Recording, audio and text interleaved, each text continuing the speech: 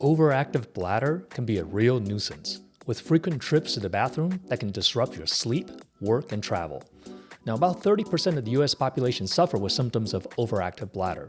Now, that's almost 100 million people that struggle with frequent urination, defined as more than 8 times per day, and more than once per night, which can really disrupt your sleep.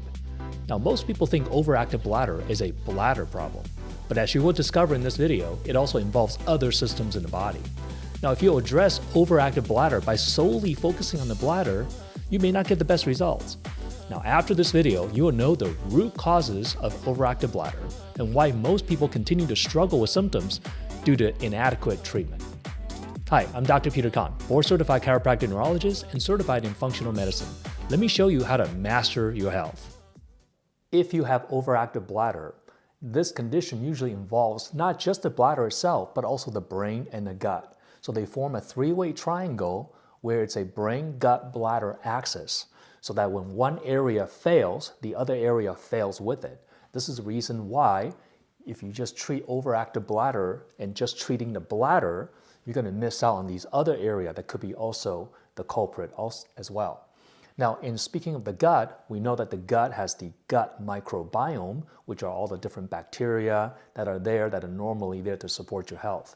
In the bladder, you have what's called the urobiome, which are all the bacteria that are normally in the bladder as well, just like the gut microbiome. Now, these different gut and urobiome, they communicate with each other. So when one area dysfunctions, the other area dysfunctions with it. Now, there's a study coming out of Japan. It's a 3-year longitudinal study where they followed or studied 126 overactive bladder patients by taking their stool sample and doing microbiome analysis. And what they found in these 226 overactive bladder patients is that the microbiome in their gut was disrupted in a specific pattern that's unique to them, that's different from people who don't have overactive bladder.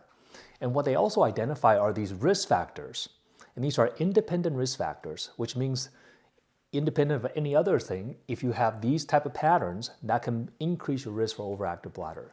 And these include smoking, sleep disturbance, metabolic syndrome, which is insulin resistance or diabetes or pre-diabetic patterns, strep, presence of strep in the stool sample, and interestingly, proton pump inhibitor. Proton pump inhibitor are a class of medication that stops or suppresses stomach acid production. They're usually used for people with heartburn and reflux. So the takeaway here is that if you shut down stomach acid production, which is actually a very important thing to have, you need stomach acid for various functions, including to disinfect and to kill infections, right, by way of eating things and things introduced to your mouth. The stomach acid acts as a cauldron of acid that kills the pathogen in that first section. If you suppress the stomach acid, you may be more likely to cause gut microbiome disturbances, and that gut microbiome disturbance leads to the urobiome disturbance, and that can lead to overactive bladder. Now, we know that when the gut is dysfunctioning, that can lead to leaky gut. And if you have leaky gut, then the intestinal lining becomes more permeable, so microbial content and food particle can leak out of the leaky gut, and that can cause systemic inflammation. Now, if you have leaky gut and dysbiosis, which means that gut microbiome is imbalanced, either not having enough beneficial bacteria or having too much of the opportunistic bacteria, this can all cause the systemic inflammation, which is going to translate into an increase in inflammatory cytokines. Cytokines are immune messengers of how the immune system talk to each other. It's kind of like them sending text messages to each other to signal inflammation, to signal that there's an infection. These inflammatory cytokines can readily cross the blood-brain barrier. They can either damage the blood-brain barrier, which are the blood vessels that supply blood to the brain. So they can either damage the blood-brain barrier, but they can also just simply cross the blood-brain barrier, even if the blood-brain barrier is not damaged. They can just passively diffuse through it. So when that inflammatory cytokine gets into the brain, that causes brain inflammation, and that can cause downstream problems. Then you also have oxidative stress. Oxidation is when oxygen reacts in your tissue. This is the same process as why iron or steel turns rusty. why apple turns brown after you cut it open. That oxidation damages tissue. If you have oxidative stress, that means the oxidation in your body is more than what your body can normally handle. That can cause tissue damage.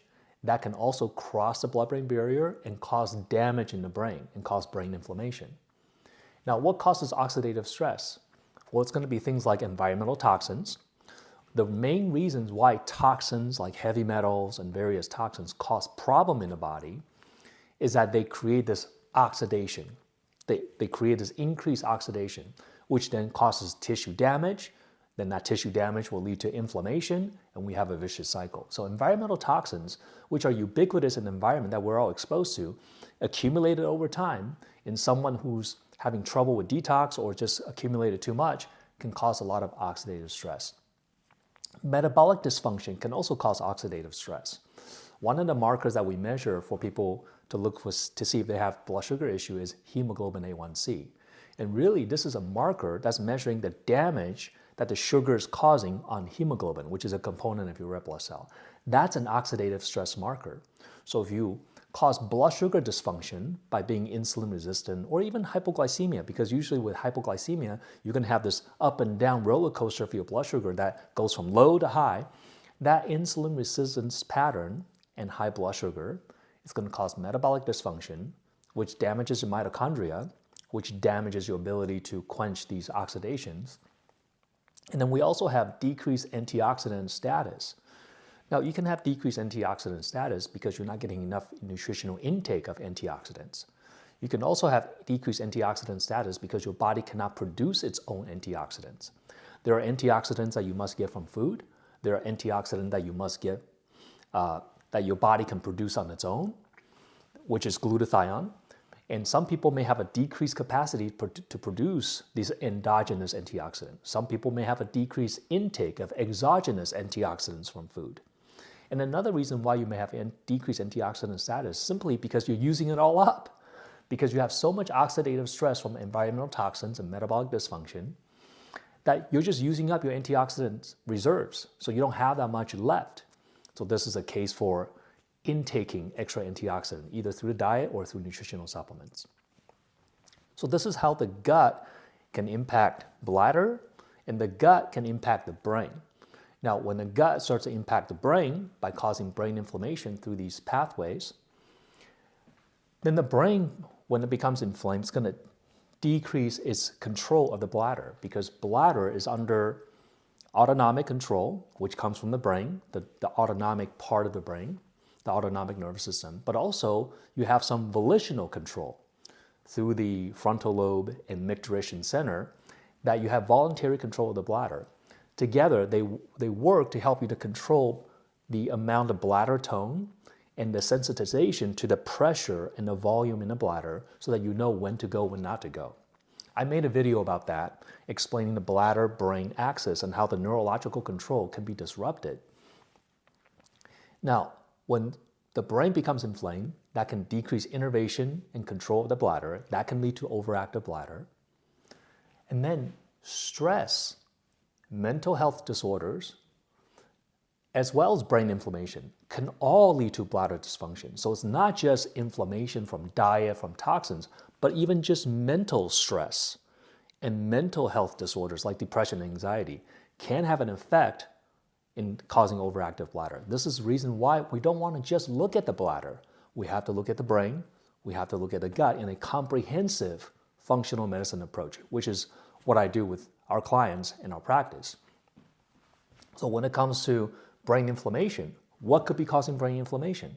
We alluded to that earlier, inflammation, which can be caused by gut issues like leaky gut and dysbiosis, oxidative stress, which can come from environmental toxins. We talked about metabolic syndrome, which can cause oxidative stress. So these are all mentioned here. We have metabolic syndrome, blood sugar dysfunction. So this is where diet is really important, the proper dietary intake of different macronutrient profiles, protein, fats, and carbs. Most people are eating way too much carbs or way too much fake fat and industrially processed fat. This is why the body's inflamed.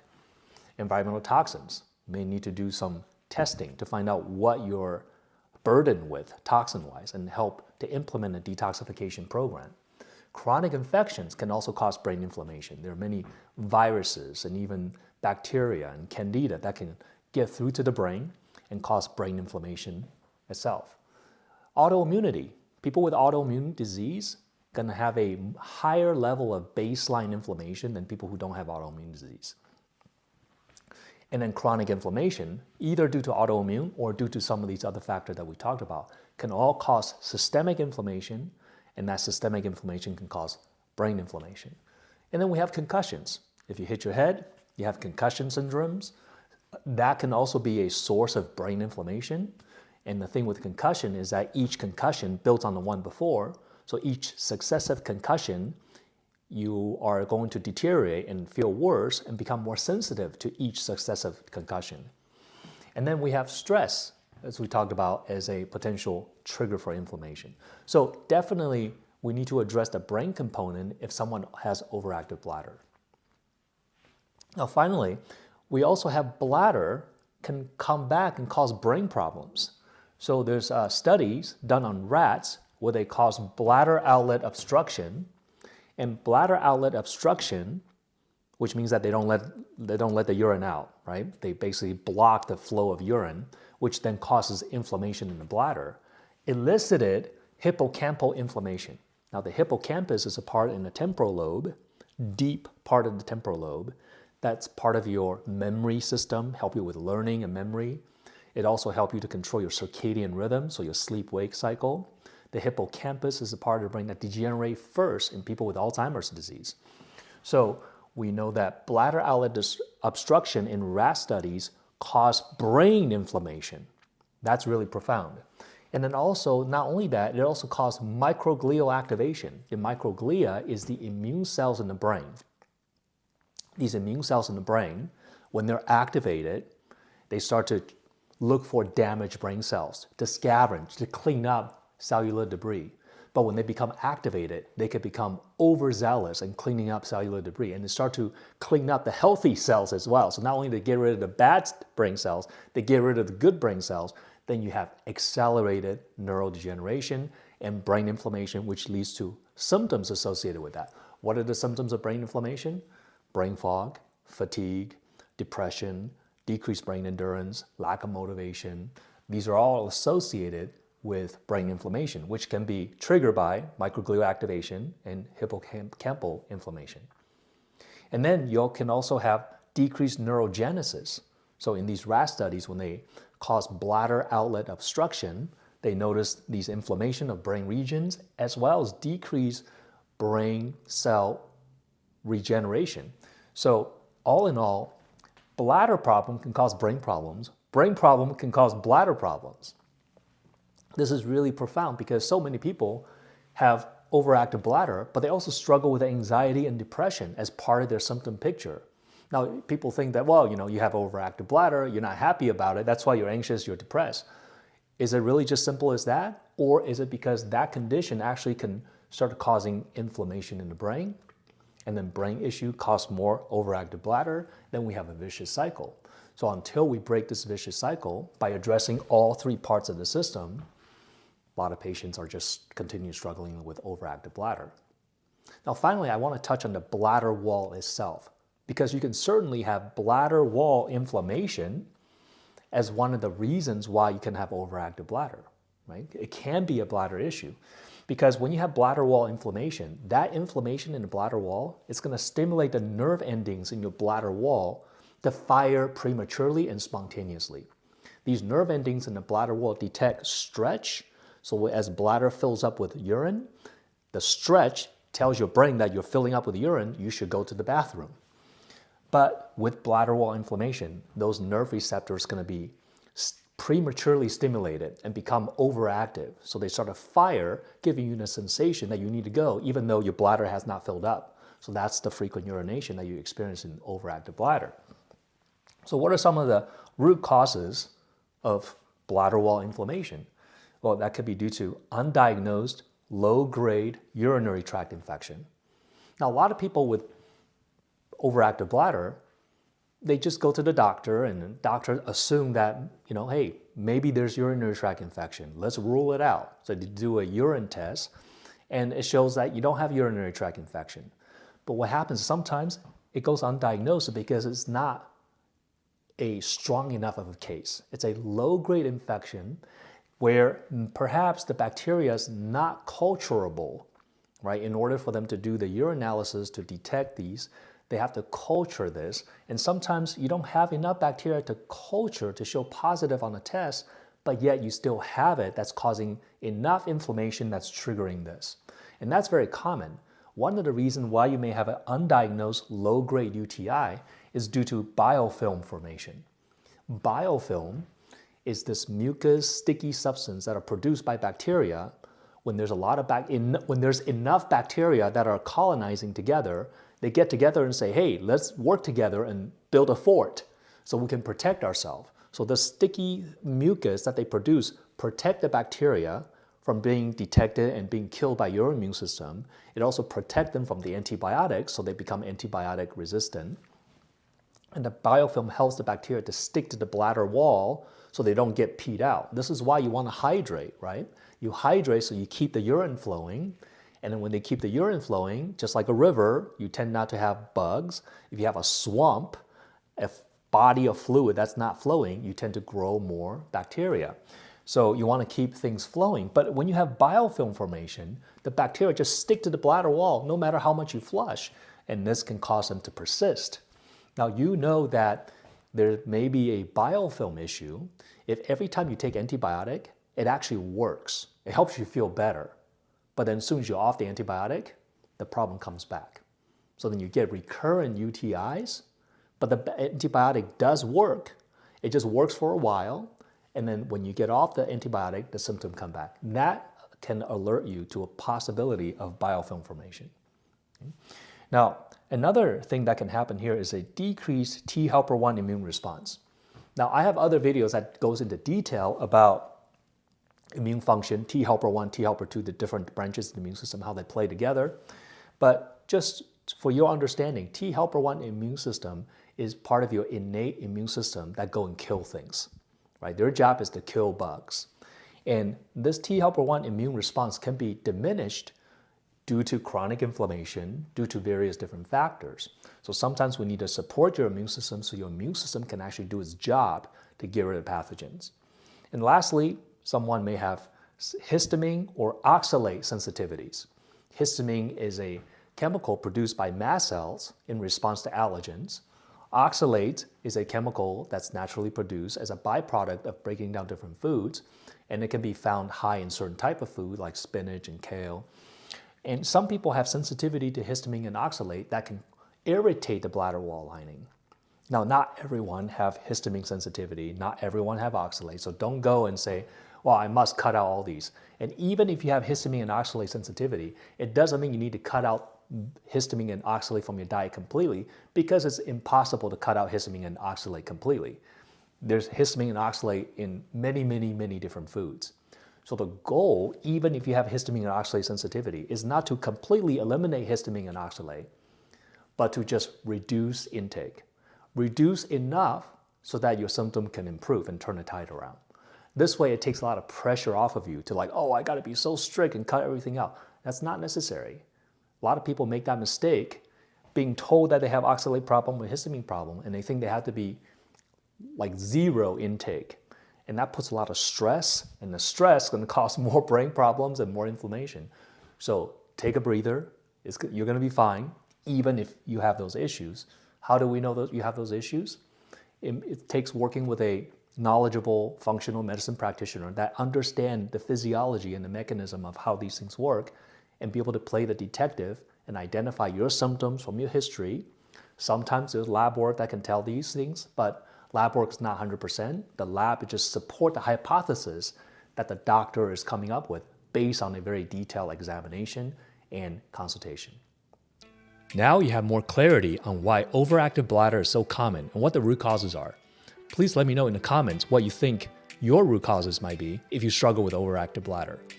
Now, if you found value in this video, please give this video a thumbs up and consider sharing it with those who need to hear this message. Please subscribe to my channel to get more tips to master your health. I really appreciate your support. God bless, and see you in the next video.